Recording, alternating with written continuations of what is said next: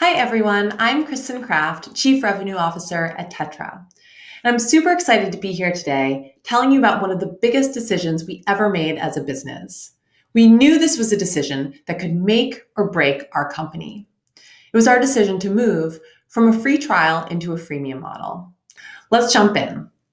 First, I want to define a term that I'm going to be using a number of times during this presentation, and that term is experience. The way I'm using it today, I'm referring to how it feels to engage with a product, a brand, and a team.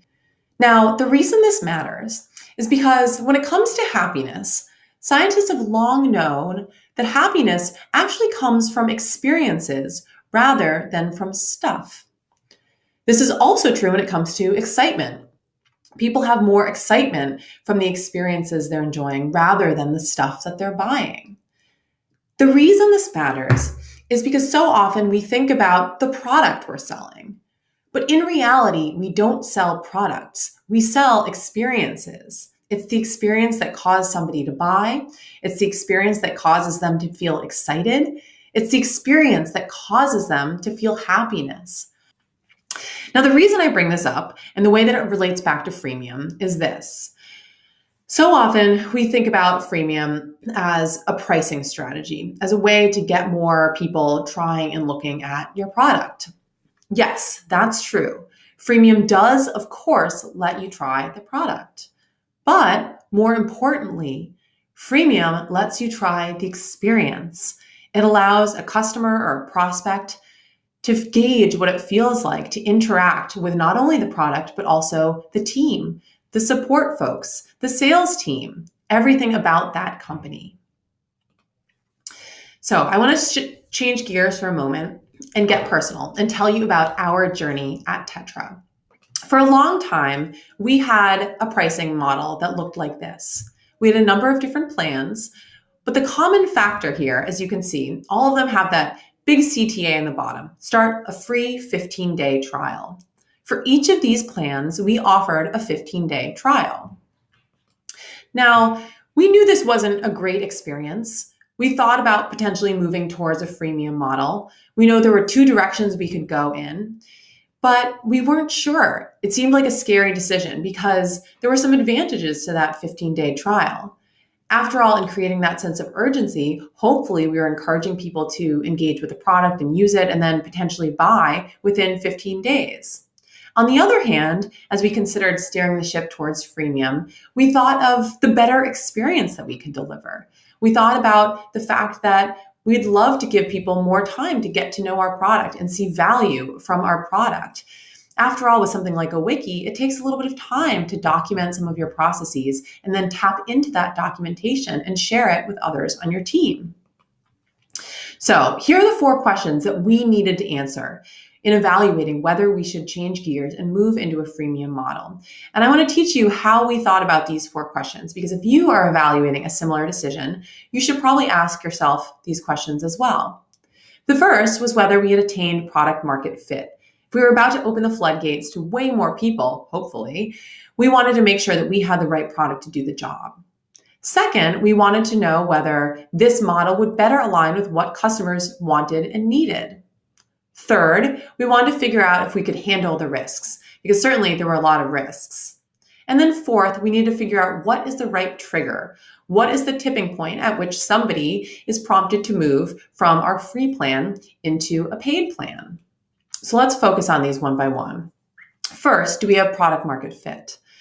Well, we conducted a research project based on writing by Sean Ellis. Now, Sean Ellis posits that you should ask people whether they would feel disappointed if your product were to go away tomorrow. Would they feel very disappointed, somewhat disappointed, not really disappointed, they wouldn't care at all? Now, we asked this question to a lot of Tettra users and found that 46% of users would feel very disappointed if they could no longer use Tettra. But what does this mean really? Is 46 good? Is that bad? Well, according to Sean Ellis, 40% is a good benchmark. He's worked with tons of different startups and has found that for those companies that have a score of 40% or higher of customers reporting that they would feel very disappointed if they could no longer use a product, those companies tend to go on and succeed because they have found product market fit. Question 2, what do customers say? These are real quotes from customers. So often quotes like this came up or comments like this came up. I need more time to set things up and get buy-in. Buy-in is a pretty big factor when it comes to a product like a wiki or knowledge management base, because you need a lot of people to trust it and contribute. We heard, this is something we really need, but can I have more time? The need was there, they just couldn't do it within 15 days. Or can I get another few weeks to trial? People didn't quite know how long they needed, but across the board, people were telling us that they needed more time. So question 2 answered. 15 days was simply not enough time to let people get to know the Tettra wiki. Question 3, can we handle the risks? So this was a scary one. We had heard from a lot of other SaaS companies that this could actually have a massive impact on our revenue growth. We might see revenue growth drop for 3 months, 6 months, maybe even a year.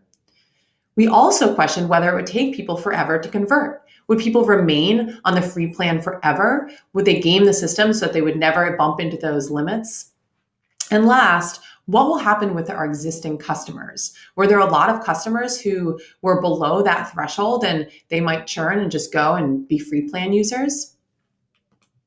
And then question 4, what's the right trigger? So again, we have a wiki product. Therefore, people are creating lots of different pages to document their processes. They're also inviting a lot of different users in.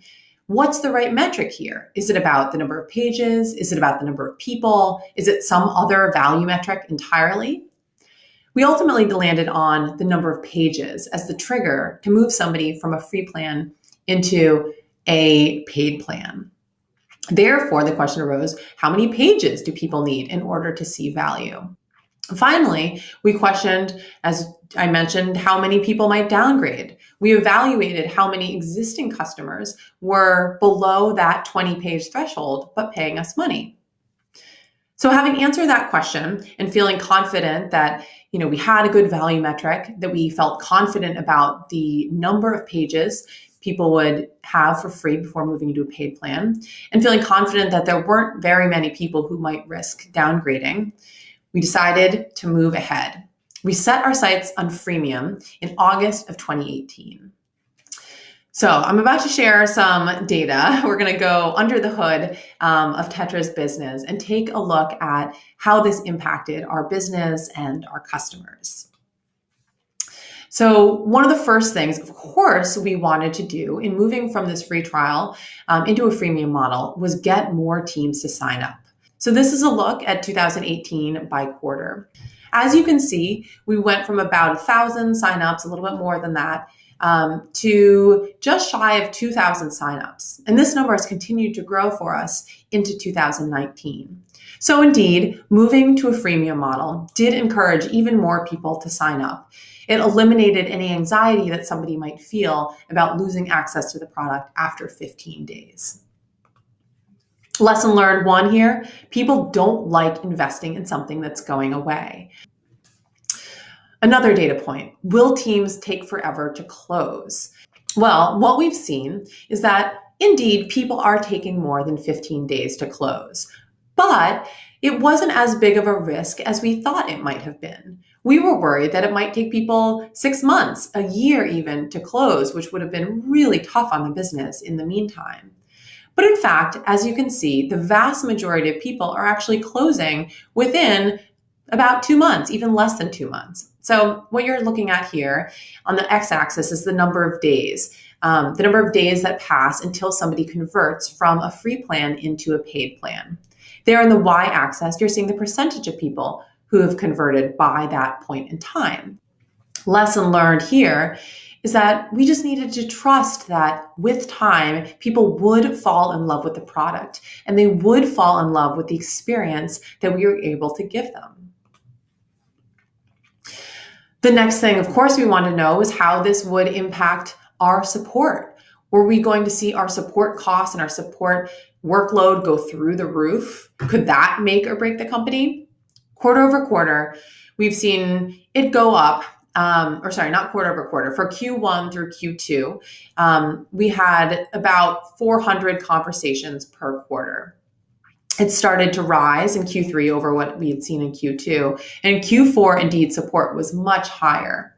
So this was somewhat to be expected. We have more people engaging with the product. But again, like time to close, this is not an increase that was unsustainable or one that we couldn't handle. And I think there's a silver lining here as well, because all of those support conversations were an opportunity. All those additional conversations that we had with people in Q4 were an additional chance to hear from customers, from prospects about what they liked from the product, what they didn't like. It was a chance to hear about their pain points and a chance to hear about how they articulated how our product worked and how it fit their needs. So our lesson learned here is, yes, you definitely need to prepare for more support if moving from a free trial to a freemium model. But this is an opportunity. It's an opportunity to learn from your customers, and it's an opportunity to create a great experience.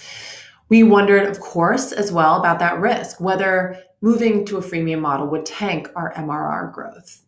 And in Q3, our MRR growth definitely dropped. The new MRR we added in that quarter was far lower than we had seen in recent memory. But in Q4, we've seen that MRR growth bounce back pretty quickly. And as we're now, a little bit into Q1 of 2019, we're actually seeing MRR growth stronger than ever. So our lesson learned here is that you do need to have the stomach for short-term stagnant revenue growth. And last, upgrades. So as you can see, we are pretty standard in Q1 and Q2, pretty stable. We saw a nice big bump in Q3 and then a huge jump in Q4. And again, in early Q1 2019, we're continuing to see this grow rapidly. So our lesson learned here is that by investing in creating a great experience, you are investing in stronger long-term relationships. At the end of the day, anybody can copy an idea. Anybody can copy a product.